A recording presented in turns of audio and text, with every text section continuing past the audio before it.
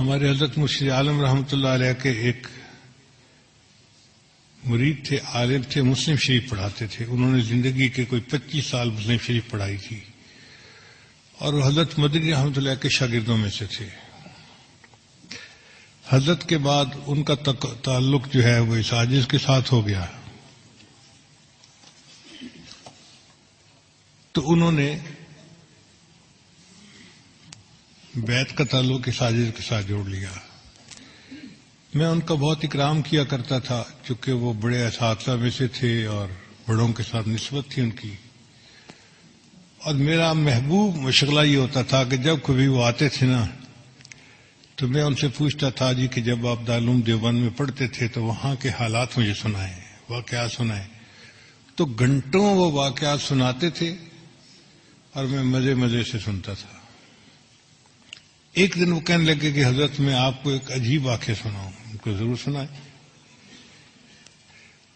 کہنے لگے کہ دارالعلوم دیوبند میں سعودی عرب سے ایک جماعت آئی علماء کی، 3 یا 4 بندے تھے، اور انہوں نے آ کے محتمم صاحب کو کہا کہ ہم ایک علمی مسئلہ ڈسکس کرنے کے لیے آپ کے پاس آئے ہیں. محتمم صاحب نے پوچھا کون سا مسئلہ؟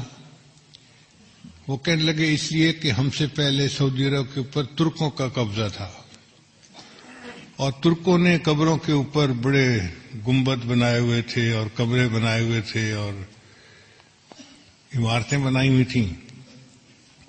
تو ہم نے حدیث مبارکہ پڑھی جس سے ثابت ہوتا ہے کہ بناء علی القبور کی اجازت نہیں ہے، یعنی قبر کے اوپر آپ عمارت نہیں بنا سکتے. اس لیے سنت عمل یہی ہے کہ قبر کھلے آسمان کے نیچے ہو، اس کے اوپر کوئی کمرہ، کوئی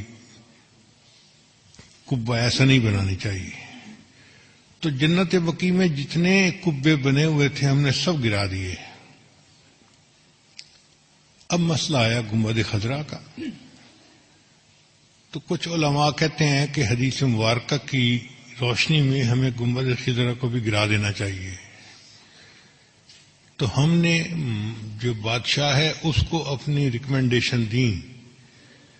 بادشاہ نے کہا کہ نہیں، یہ امت مسلمہ کا مسئلہ ہے، پہلے تم مختلف ملکوں میں جا کے علماء کو اپنے کانفیڈنس میں لو، اگر سب متفق ہیں تب قدم اٹھائیں گے ورنہ نہیں اٹھاتے. تو ہم علماء کی جماعت آپ سے بحث کرنے کے لیے آئے ہیں کہ کیا یہ حدیث مبارکہ صحیح ہے، اور اگر صحیح ہے تو اس پر عمل کرنا پڑے گا. محتمم صاحب نے کہا کہ جی مجھے آپ 3 دن کا وقت دیں، میں سب علماء کو اطلاع دوں تاکہ وہ یہاں آ جائیں اور پھر ہم اس بارے میں اپنا موقف آپ کے سامنے ظاہر کریں. ان کا ٹھیک ہے، ہم 3 دن دارالعلوم میں مہمان بن کے رہتے ہیں. محتمم صاحب نے بڑے بڑے علماء کو دعوت دے کے بلا لیا. وہ فرماتے ہیں کہ دارالعلوم دیوبند میں وہ دیکھنے والا وقت تھا، بڑے بڑے سب علماء، جید علماء ایک جگہ پر جمع تھے، جبال العلم سب ایک جگہ اکٹھے تھے. اور جو آخری رات تھی وہ تو پوری رات ہی علماء اس مسئلے پر آپس میں ڈسکس کرتے رہے، کتابیں پڑھتے رہے، اور کچھ لوگ روتے رہے، دعائیں مانگتے رہے کہ یا اللہ بہت نازک مسئلہ ہے، ہم سے اس کے کرنے میں کوئی کمی نہ رہ جائے، کوتاہی نہ ہو جائے.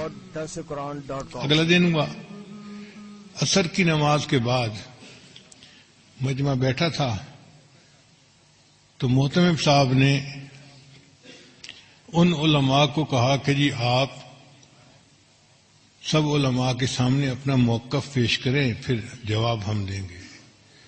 تو ان کے جو امیر تھے وہ کھڑے ہوئے اور انہوں نے بیان کیا کہ بخاری شریف کی یہ حدیث ہے اور اس سے ثابت ہوتا ہے کہ بناء علی القبور کی اجازت نہیں ہے.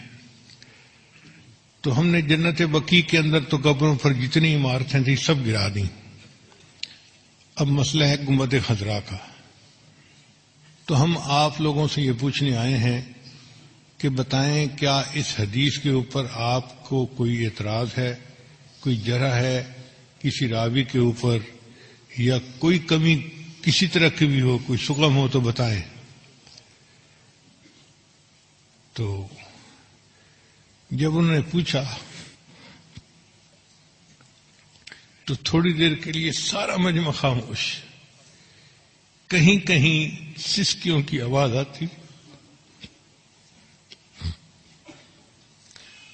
علماء کی آنکھوں سے آنسو جاری رہے اور وہ رو رہے تھے کہ اللہ ہم سے جواب دینے میں کوئی کوتاہی نہ ہو جائے، اور کوئی جرأت نہیں کر رہا تھا اس کے جواب دینے کی۔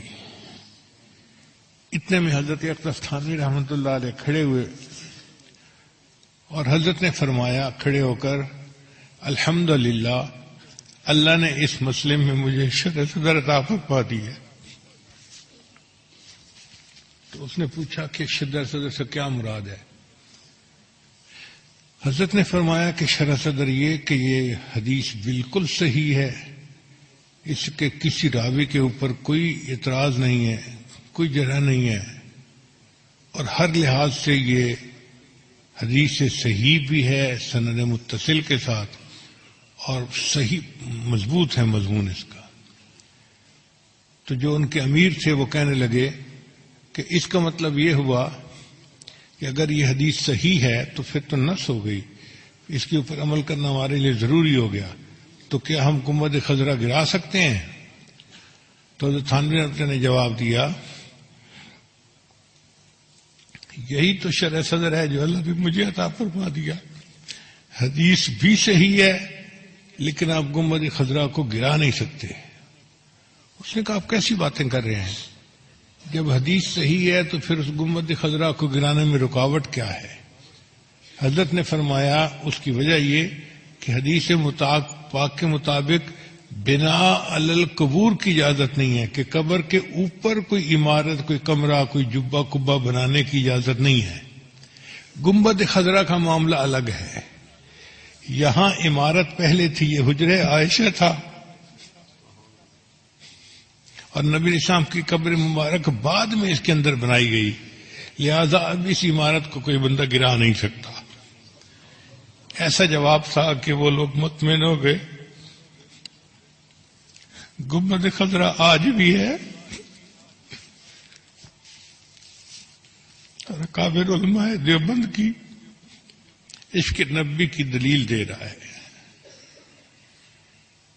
اللہ علم کی گہرائی عطا فرما دیتے ہیں تو بندہ پھر علم کی تہ تک پہنچ جاتا ہے۔ اور یہ صرف بڑے علماء کی بات نہیں، جن طلباء کے اندر بھی نیکی تقوی ہوتا ہے ان کو بھی اللہ علم